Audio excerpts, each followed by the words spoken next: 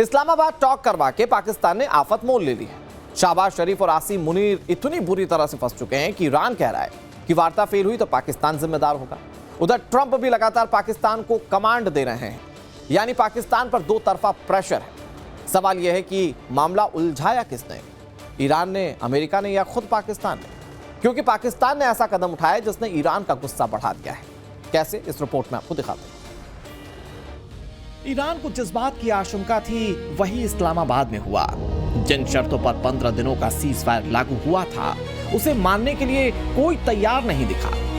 America ने कह दिया कि ईरान की शर्तें उसे मंजूर नहीं है, जबकि ईरान ने जवाब दिया उसे अमेरिका पर भरोसा नहीं। ईरान ने अपने प्रस्ताव और शर्तें पाकिस्तान को सौंप दिए, जिस पर अमेरिका ने ऐसा रिएक्ट किया कि मामला शहबाज शरीफ से नहीं संभला। आसिम मुनीर को भी समझ नहीं आया कि क्या किया जाए। इस्लामाबाद टॉक में ईरान की डिमांड थी कि हॉर्मुज पर उसे फुल कंट्रोल चाहिए। खाड़ी देशों में अमेरिकी बेस और उसकी सेना पूरी तरह से हटाई जाए। लेबनान में इजरायली अटैक बंद हो जाएं और कंप्लीट सीज फायर लागू हो। 39 दिनों के युद्ध में जो नुकसान हुआ है उसका मुआवजा दिलाया जाए। इसके अलावा विदेशों में मौजूद संपत्तियों को पूरी तरह से रिलीज करने की मांग की गई। ईरान ने भी अपनी शर्तों में कुछ मुद्दों को शामिल किया, जिसमें से कुछ को लेकर अमेरिका शुरुआत में राजी था, लेकिन कई बातें ऐसी थीं जिसने इस वार्ता को लगभग डिरेल कर दिया। अमेरिका की तरफ से बताया गया कि वो ईरान की फ्रीज संपत्तियों को रिलीज नहीं करेगा। हॉर्मुज स्ट्रेट को पूरी तरह और सुरक्षित तरीके से खोलने की मांग रखी। अमेरिका ने यह भी कहा कि तेहरान अपना परमाणु प्रोग्राम पूरी तरह से बंद कर दे। भविष्य में इजराइल को ईरान से कोई खतरा ना हो, ये गारंटी उसकी तरफ से मांगी गई। शहबाज शरीफ और आसिम मुनीर इस वार्ता में मीडिएटर बने थे, लिहाजा इधर उधर से फाइलें पहुंचाते रहे। शर्तों को पहले खुद समझते और फिर उन संदेशों का आदान प्रदान करते, लेकिन शाम होते होते यह तय नहीं हो पाया कि नतीजा क्या निकलेगा। ये बात अलग है कि शहबाज ने मिडिल ईस्ट में शांति और स्थिरता को लंबे समय तक लाने पर जोर दिया। जिस पाकिस्तान के भरोसे ईरान ने इस्लामाबाद में अमेरिका से बातचीत शुरू की, उस पाकिस्तान ने अपनी फितरत दिखा दी। सऊदी अरब की डिफेंस मिनिस्ट्री ने दावा किया है कि पाकिस्तान के कई सैनिक उसकी जमीन पर पहुंच गए हैं। दावे के मुताबिक पाकिस्तानी सैनिक सऊदी के किंग अब्दुल्ला अजीज एयरबेस पहुंचे। ये सऊदी अरब पर भविष्य में होने वाले किसी भी हमले का जवाब दे सकते हैं। बीते साल सऊदी और पाकिस्तान के बीच समझौता हुआ था, जिसके मुताबिक अगर एक देश पर हमला होता है तो दूसरा भी उस जंग में कूदेगा। यानी पाकिस्तान ने एक तरफ खुद को शांति दूत की तरफ पेश किया, दूसरी तरफ ट्रंप की युद्ध वाली स्क्रिप्ट का हिस्सा बनने का डिसीजन ले लिया, और इसी वजह से ईरान भी पाकिस्तान पर भड़क उठा। ये खबर तेहरान को मिली और फिर इस्लामाबाद में मौजूद ईरानी डेलीगेशन को इसके मायने बताए गए। दावा किया जा रहा है कि अमेरिका ईरान की बातचीत को फंसाने में पाकिस्तान के इस पैंतरे ने बड़ी भूमिका निभाई है। Bureau report, times now Navbharat. अब आपको बता दें कि इस्लामाबाद टॉक में कौन ईरान की तरफ से आया, कौन अमेरिका डेलीगेशन का हिस्सा था जिसके जरिए शहबाज शरीफ ने वार्ता की। ईरान की तरफ से संसद के स्पीकर मोहम्मद बाघेर गालिबाफ ने अगुवाई। उनके साथ विदेश मंत्री अब्बास अराघची थे डेलीगेशन का हिस्सा। रक्षा परिषद के सचिव अली अकबर अहमदियान भी इस डेलीगेशन का हिस्सा थे। सेंट्रल बैंक के चीफ अब्दुल नासिर हिम्मती भी इस डेलीगेशन का हिस्सा थे।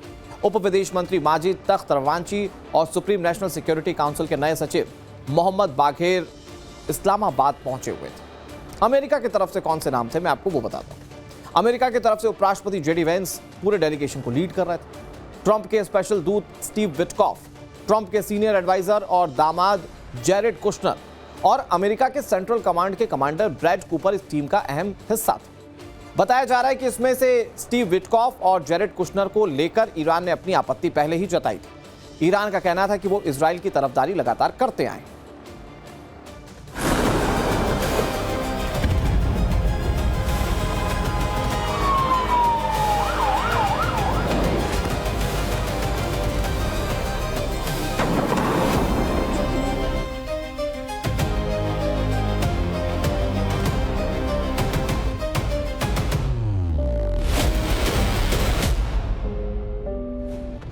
उनतालीस दिनों तक बारूद बरसाने के बाद अमेरिका और ईरान का डेलीगेशन इस्लामाबाद पहुंचा, तो हर किसी के जहन में यही सवाल था कि क्या इस बातचीत से कोई स्थायी समाधान निकलेगा, जंग जारी रहेगी या सीज फायर बढ़ेगा। क्योंकि ईरान ने क्लियर कट कह दिया था कि अमेरिका अपनी शर्तों के साथ टेबल पर आएगा तो टॉक आगे बढ़ेगी। इजराइल की शर्तें उसे नामंजूर हैं। इसी को लेकर आज दोपहर शहबाज शरीफ ने ईरान के डेलीगेशन से मुलाकात की। ईरान ने इजराइल और अमेरिका के हमले को गैर कानूनी बताते हुए अपनी नाराजगी जाहिर की। हालांकि 1 घंटे की इस बातचीत में ईरान ने दोहराया कि पहले उसकी शर्तें मानी जाएं। ईरान के तर्कों और दलीलों का पुनिंदा शहबाज शरीफ के पास था और वो इसे लेकर जेडी वेंस के पास पहुंचे। उससे पहले ही एक ऐसी खबर आई जिससे इशारा मिला कि ट्रंप भी अब ईरान से समझौते के मूड में है और ये खबर है ईरान की संपत्तियों को रिलीज करने का फैसला। ईरान की तरफ से डिमांड की गई कि विदेशों में मौजूद उसकी संपत्तियों को अमेरिका रिलीज करे। इसके लिए उसने अड़ियल रुख अपना लिया। हालांकि अमेरिका ने इससे साफ इनकार कर दिया। ऐसी हर खबर का खंडन करते हुए अमेरिका ने कहा कि उसने ईरान की विदेशों में मौजूद कोई भी संपत्ति बहाल करने का फैसला नहीं लिया है। एक अनुमान के मुताबिक अमेरिका में ईरान के लगभग $2 बिलियन फ्रीज है। इसी तरह अमेरिकी प्रतिबंधों की वजह से कतर में ईरान के $6 बिलियन फंसे हैं। इराक में भी $7 बिलियन और जापान में $1.5 बिलियन ईरानी संपत्ति होने के दावे हैं। अलग अलग रिपोर्ट्स में इस कुल रकम को 100 बिलियन से लेकर 120 बिलियन तक आंका जाता है। कहा जाता है कि 1979 से लेकर 2018 तक अमेरिका ने ईरान पर कई बड़े प्रतिबंध लगाए, जिस वजह से ईरान को इस पैसे तक एक्सेस नहीं मिल सका और फिर इन देशों के बीच सीधे राजनयिक संबंध न होने की वजह से इस पर सस्पेंस बढ़ता गया। जिस वक्त पाकिस्तान में ईरान और अमेरिका के प्रतिनिधियों को लेकर दुनिया भर की नजरें टिकी थी, तब ईरान के सुप्रीम लीडर मुज्तबा खामेनेई की सक्रियता भी देखी गई। मीडिया रिपोर्ट्स में दावा किया गया कि मुज्तबा खामेनेई भले ही शारीरिक रूप से पूरी तरह स्वस्थ नहीं हैं, मगर मानसिक तौर पर एक्टिव हैं। दावा किया गया कि मुज्तबा खामेनेई ऑडियो कॉन्फ्रेंसिंग के जरिए इस बातचीत का हिस्सा बने। वो ईरान के डेलीगेशन के साथ लगातार संपर्क में रहे। मुज्तबा खामेनेई ही इस्लामाबाद टॉक में ईरान के फैसलों पर आखिरी राय देने वाले व्यक्ति थे, क्योंकि वो जानते हैं कि अमेरिका इसके बदले में बड़ी कीमत चाहता है, जो कि स्ट्रेट ऑफ हॉर्मुज को लेकर है। खुद ट्रंप ने इस वार्ता के शुरू होने से पहले कहा था कि हॉर्मुज को खुलवा कर रहेंगे। दुनिया के तेल का 5वां हिस्सा यानी 20% जिस हॉर्मुज से होकर गुजरता है, वो पूरी तरह से अभी तक ओपन नहीं हुआ है और इसकी वजह है इसमें बिछाए गए माइंस। इस माइंस को लेकर अमेरिका से ऐसी रिपोर्ट आई जिसने हर किसी को टेंशन में डाल दिया। न्यूयॉर्क टाइम्स का दावा है कि हॉर्मुज में बिछाई गई माइंस का पता लगाने में खुद ईरान असमर्थ है। इसके पीछे वजह बताई गई है ईरान के पास माइंस खोलने की तकनीक का कम होना। रिपोर्ट्स के मुताबिक इन माइंस की लोकेशन ईरान की तरफ से रिकॉर्ड नहीं की गई। कई लैंड माइंस के समंदर की धार में बहने की भी आशंका जताई गई है। यानी जब तक ये माइंस पूरी तरह हट नहीं जाती, तब तक जहाजों के लिए खतरा बना रहेगा और यही चिंता अमेरिकी डेलीगेशन ने इस्लामाबाद में उठाई। ईरान से सीधी बातचीत से पहले अमेरिका ने हॉर्मुज का सॉल्यूशन निकालने पर जोर दिया। बिना हॉर्मुज के किसी भी डील को मानने के लिए अमेरिकी डेलीगेशन तैयार नहीं दिखा। ब्यूरो रिपोर्ट, टाइम्स नाउ, नव भारत। अगर स्ट्रेट ऑफ हॉर्मुज को खोला गया तो उसे माइंस फ्री कैसे किया जाएगा? इसने भी ट्रंप की सरदर्दी बढ़ा दी, क्योंकि ईरान कह रहा है कि वो भूल चुका है कि हॉर्मुज में उसके बिछाए गए माइंस हैं कहां। अब इन माइंस को लेकर क्या क्या दिक्कतें आ सकती हैं वो आपको समझाने की कोशिश करते हैं। ईरान के पास छोटी नाव है, मगर उसके पास इन्हें हटाने की तकनीकी क्षमता नहीं है। अमेरिकी बारूद माइंस हटाने के लिए खास तटीय युद्धपोतों पर निर्भर है, मगर यह तभी मुमकिन हो सकता है जब हॉर्मुज पर उसका कंट्रोल, क्योंकि ईरान नहीं चाहता कि हॉर्मुज के आसपास अमेरिकी दखल पैदा हो। ओमान के पास इन्हें हटाने की तकनीक नहीं है और उसे भी नहीं पता कि इसे बिछाया कहां गया है और किस तरह से बिछाया गया। इजराइल को ईरान इस तरफ आने ही नहीं देगा। वैसे भी इजराइल के लिए हॉर्मुज एक बड़ा टॉपिक है ही नहीं, उसके लिए ईरान का बैलिस्टिक प्रोग्राम खत्म करना उसका फोकस है। एकमात्र ब्रिटेन ऐसा देश है जो इस नेवल माइंस को हटा सकता है, मगर उसकी भूमिका पर कोई विचार ही नहीं किया जा रहा है। इस्लामाबाद में शांति की दुहाई दी जा रही थी। मगर लेबनान धुआं धुआं हो रहा था। इजराइल ने शनिवार को फिर से लेबनान पर स्ट्राइक। दावा किया जा रहा है कि इजराइल ने एक साथ कई इलाकों को टारगेट पर लिया, जिससे इस्लामाबाद में चल रही वार्ता पर असर पड़ सकता है। यह तस्वीर साउथ लेबनान के नबातिह इलाके की है। यहां पावर स्टेशन को इजराइल ने ध्वस्त कर दिया, जिसके बाद बिजली आपूर्ति प्रभावित हो गई। इजराइल के लगातार अटैक के बाद हिजबुल्लाह ने भी क्लियर कह दिया है कि वो रुकेगा नहीं। रिपोर्ट्स के मुताबिक हिजबुल्लाह ने इजराइल में हाइफा नेवल बेस की तरफ मिसाइल दागी। इसके अलावा एक और ठिकाने पर निशाना लगाया। इजराइल और लेबनान के बीच जारी यह संघर्ष इस्लामाबाद वार्ता में भी उठा, क्योंकि इजराइल ने कह दिया है कि वो हिजबुल्लाह के साथ कोई युद्ध विराम पर बातचीत नहीं करेगा। जबकि इससे पहले यह खबर आई थी कि 14 अप्रैल को अमेरिका में लेबनान और इजराइल के बीच शांति वार्ता के लिए मुलाकात हो सकती है। पीस टॉक के बीच अमेरिका से आई 2 अलग अलग रिपोर्ट्स ने ट्रंप की बेचैनी बढ़ा दी है। एक रिपोर्ट में दावा किया गया है कि भले ही जंग में ईरान की आधी ताकत खत्म हो गई हो, मगर अब भी उसके पास हजारों बैलिस्टिक मिसाइल बची हैं। दावे के मुताबिक ईरान मौजूदा सीज फायर का फायदा उठाकर उन्हें अंडरग्राउंड ठिकानों से बाहर निकाल सकता है और दोबारा एक्टिव कर किसी भी अटैक का जवाब देने के लिए खुद को तैयार करने की सूरत में है। एक और रिपोर्ट के मुताबिक ईरान अपने आसमान की किरेबंदी करने के लिए भी कदम उठा चुका है और इसके लिए उसे चीन से नए एयर डिफेंस सिस्टम मिल सकते हैं। यूएस इंटेलिजेंस ने बताया है कि अगले कुछ हफ्तों में ईरान इस क्षमता से लैस होगा। जैसे ही ये खबर सामने आई, उसके बाद से ही अमेरिका अलर्ट मोड पर आ गया है। वैसे ट्रंप का ये भी कहना है कि उन्होंने अपने जहाजों में फिर से गोला बारूद भरना शुरू कर दिया है, जिससे ईरान को उस हालात में पहुंचाया जा सके जहां से वो मिसाइल ना चला सके। ब्यूरो रिपोर्ट, टाइम्स नाउ, नव भारत।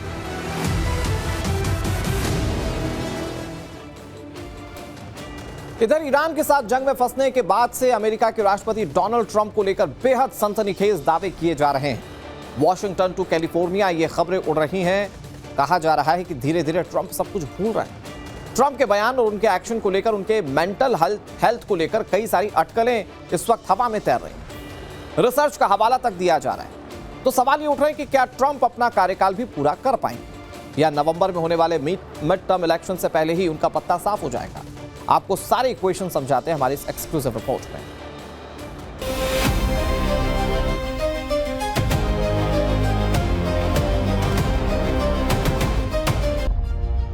तो क्या सचमुच ट्रंप अपना दिमागी संतुलन खोते जा रहे हैं? क्या सचमुच ट्रंप डिमेंशिया के शिकार हो गए हैं? क्या ट्रंप के अजीबोगरीब बयानों के पीछे की वजह उनकी मेडिकल कंडीशन है? क्या ट्रंप की कथित दिमागी बीमारी को आधार बनाकर उन्हें कुर्सी से हटाने की तैयारी चल रही है? क्या अमेरिका में 25वां संशोधन लाकर ट्रंप को व्हाइट हाउस से बाहर का रास्ता दिखाया जा सकता है? ये सवाल अमेरिका से लेकर पूरी दुनिया में उठ रहे हैं। ट्रंप के विरोधी तो विरोधी, ट्रंप के सपोर्टर, उनकी पार्टी के नेता, उनके साथ काम करने वाले लोग सभी ट्रंप की मेंटल हेल्थ को लेकर सवाल खड़े कर रहे हैं। अमेरिका में ट्रंप के बारे में यह खबर इतनी ज्यादा सुर्खियों में आ गई है कि अब तो सीधे ट्रंप से ही उनकी हेल्थ के बारे में सवाल किए जाने लगे हैं। ईरान की जंग शुरू होने से पहले ही ट्रंप अपने बयानों को लेकर दुनिया भर में विरोध झेल रहे थे, लेकिन जंग शुरू होने के बाद से उनके बयानों को मेंटल हेल्थ की छन्नी से छान कर देखा जाने लगा है। किसी को यह यकीन ही नहीं हो रहा है कि एक मानसिक तौर पर स्वस्थ व्यक्ति ऐसी बातें लिख या बोल सकता है। ट्रंप ने ईरान को धमकाते हुए गालियों का इस्तेमाल किया, ये जानते हुए भी कि वार क्राइम होता है। उन्होंने ईरान की पूरी सभ्यता को खत्म कर देने की धमकी दी। कहा ईरान को पाषाण युग में भेज देंगे। सऊदी प्रिंस को लेकर आपत्तिजनक बयान दिए। ब्रिटेन के पीएम की तुलना नेविल चैम्बरलिन से की। फ्रांस के राष्ट्रपति और उनकी पत्नी के बारे में अनाप शनाप बातें कही। अभी तक ट्रंप के व्यक्तित्व को दुनिया आत्ममुग्ध मानकर चल रही थी, लेकिन बीते 40 दिनों में ट्रंप ने जो कुछ भी कहा या जो कुछ भी किया, उसके कारण अब उनके दिमागी संतुलन पर सवाल खड़े करने लगे। एक समय पर आंख बंद करके ट्रंप को सपोर्ट करने वाले भी अब ये कह रहे हैं कि ट्रंप के फैसले, उनकी भाषा और उनकी समझ किसी समझदार और स्वस्थ इंसान जैसी नहीं है। ट्रंप डिमेंशिया यानी भूलने की बीमारी के शिकार हो चुके हैं। ये बात सिर्फ ट्रंप के सपोर्टर या विरोधी ही नहीं कह रहे हैं। अमेरिका में डॉक्टर भी ट्रंप की स्थिति को लेकर चिंता जाहिर करने लगे। डॉक्टर विन गुप्ता अमेरिका के बड़े और जाने माने डॉक्टर हैं। उन्होंने लिखा है कि राष्ट्रपति ट्रंप में डिमेंशिया के सभी लक्षण दिखाई दे रहे हैं। ये सारे दावे डॉक्टर या प्रोफेशनल खुद की समझ और निजी तौर पर कह रहे हैं। व्हाइट हाउस या ट्रंप प्रशासन की ओर से इसे लेकर कोई बयान सामने नहीं आया है। यही वजह है कि ट्रंप की तरफ वाला पक्ष इसे बड़ी कॉन्स्पिरेसी थ्योरी बता रहा है। लेकिन ट्रंप को कथित तौर पर जिस डिमेंशिया या भूलने की बीमारी होने की बात कही जा रही है, उनके 65 साल से ज्यादा उम्र के लोगों में होने का जोखिम ज्यादा होता है। ट्रंप 79 साल के हैं, तो इस जोखिम से इनकार नहीं किया जा सकता। डिमेंशिया के मरीज में धीरे धीरे याददाश्त कम होने लगती है। डिमेंशिया का मरीज हाल की घटनाएं या नाम भूल जाता है। भ्रम और भटकाव की स्थिति दिखाई देने लगती है। बातचीत में कठिनाई होती है। सही शब्द खोजने या समझाने में या समझने में परेशानी होने लगती है। व्यक्तित्व और मिजाज में बदलाव देखने को मिलता है, जैसे पेशेंट ज्यादा आक्रामक हो जाते हैं। डिमेंशिया तब होता है जब मस्तिष्क की तंत्रिका कोशिकाएं यानी न्यूरॉन्स क्षतिग्रस्त हो जाते हैं और एक दूसरे से संपर्क खो देते हैं। ट्रंप का अप्रत्याशित व्यक्तित्व किसी से छिपा नहीं है। ट्रंप पल में तोला, पल में माशा वाली पर्सनालिटी के लिए जाने जाते हैं। वो क्या कहने वाले हैं या क्या करने वाले हैं, वो किसी को पता नहीं होता। ये बात खुद ट्रंप से मिल चुके दुनिया के नेता भी मानते हैं। पिछले साल खबर आई कि ट्रंप नसों की बीमारी से जूझ रहे हैं, जिससे उनके हाथ और पैरों में सूजन आ जाती। अक्टूबर 2025 में Walter read national military medical centre में ट्रंप का एमआरआई और सीटी स्कैन भी हुआ, लेकिन इसके बाद भी लगातार कई ऐसी तस्वीरें आई जिसमें ट्रंप के हाथ पैर सूजे हुए दिखाई दिए। ट्रंप की हथेली में गहरे नीले निशान दिखाई पड़े, जिसकी वजह एस्प्रिन दवा का सेवन बताया गया। उनकी गर्दन पर भी लाल निशान दिखाई दिए, जिसे लेकर बयान सामने आया कि ये स्किन क्रीम की वजह से हुआ था। इसके बाद से ही राष्ट्रपति ट्रंप के शारीरिक स्वास्थ्य को लेकर चिंता जाहिर की जाने लगी। इसी तरह ट्रंप की मेंटल हेल्थ पर उठ रहे सवाल सिर्फ पिछले 1 महीने के नहीं है। 2024 में अमेरिका के 200 से ज्यादा मानसिक स्वास्थ्य पेशेवरों ने एक ओपन लेटर में साइन किया और ट्रंप की घातक आत्ममुग्धता के बारे में चेतावनी दी। लेटर में तर्क दिया गया कि हजारों घंटों के सार्वजनिक व्यवहार, बयानों और दस्तावेजों की जांच के आधार पर पाया गया है कि ट्रंप एक ऐसा पैटर्न प्रदर्शित करते हैं जो गंभीर पर्सनालिटी डिसऑर्डर की ओर इशारा करता है। 2019 में प्रकाशित एक पुस्तक the dangerous case of Donald Trump में 37 मनोचिकित्सकों और मानसिक स्वास्थ्य विशेषज्ञों ने अपने विचार साझा किए और सामूहिक रूप से तर्क दिया कि ट्रंप के देखे जा सकने वाले व्यवहार के आधार पर वो सार्वजनिक सुरक्षा के लिए खतरा है।